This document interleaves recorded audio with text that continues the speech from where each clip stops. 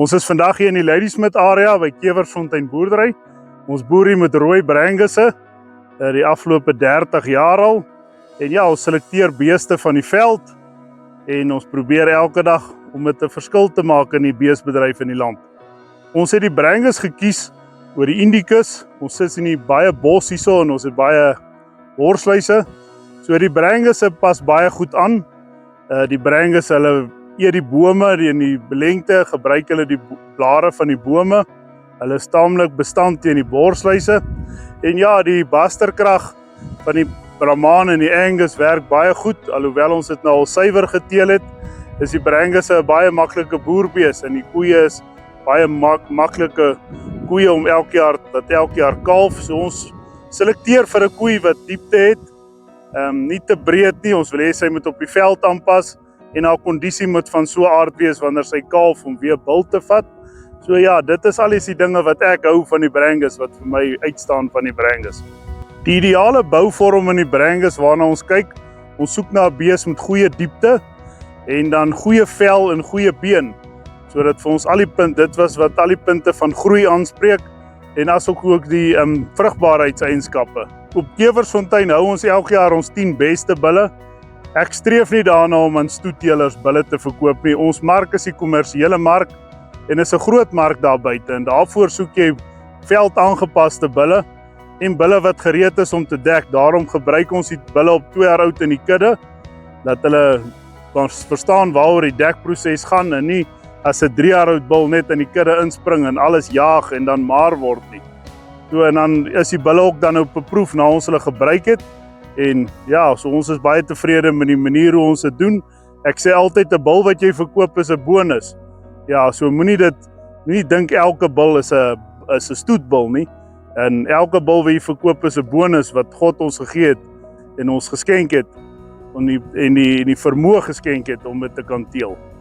Ons voer ons eie osse hierso op Kewersfontein en met die nuwe RFI-stelsel wat ons die tags insit, wat jy die groei kan sien, is dit baie lekker om die osse te kyk wanneer jy begin voer en wanneer jy uitlaai, want jy sien elke bees as hy geweeg word en hy gee vir jou sy gemiddelde daaglikse toename en dan kan jy die bees se bouvorm sien en daarmee help dit baie om jou visuele seleksie vorentoe, help dit baie om die regte beeste te selekteer.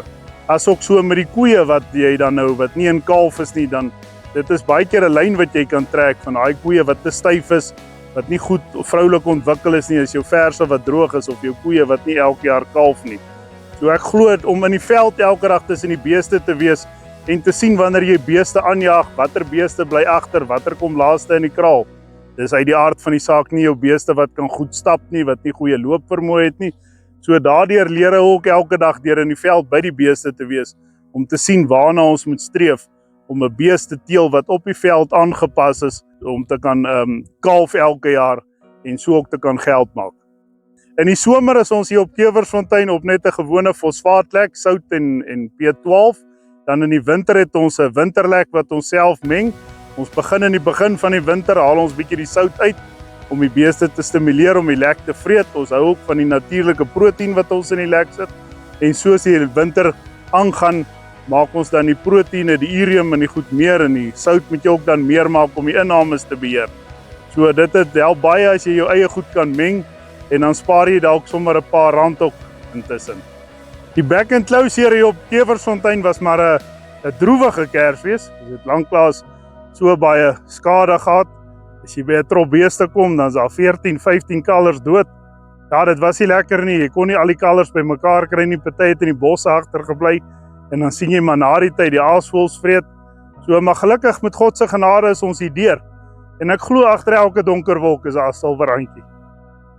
Ons plan vir vorentoe, ek dink met die back and clow seer wat ons gehad het en dat ons sou gaan end, kan dit dalk vir ons markte oopmaak vorentoe. En ek is baie positief as jy kyk wat speenkalvers in Amerika kos en wat dit hier kos. Ons is nie in 'n wêreldprys gekoppel nie en ek kan nie sien waarom nie. So ek dink dinge kan verander. Ek is positief oor die rooi vleisbedryf dat dit vorentoe kan beter gaan en as ons in dieselfde bootjie as Amerika as ek meen dan die sky is the limit hierso. Ja, en dan verder ons bid vir ons land en ons bid vir die mense wat ons land bestuur en dat God deur hulle sal werk en dat ook so die land vir elkeen van ons 'n beter plek sal maak.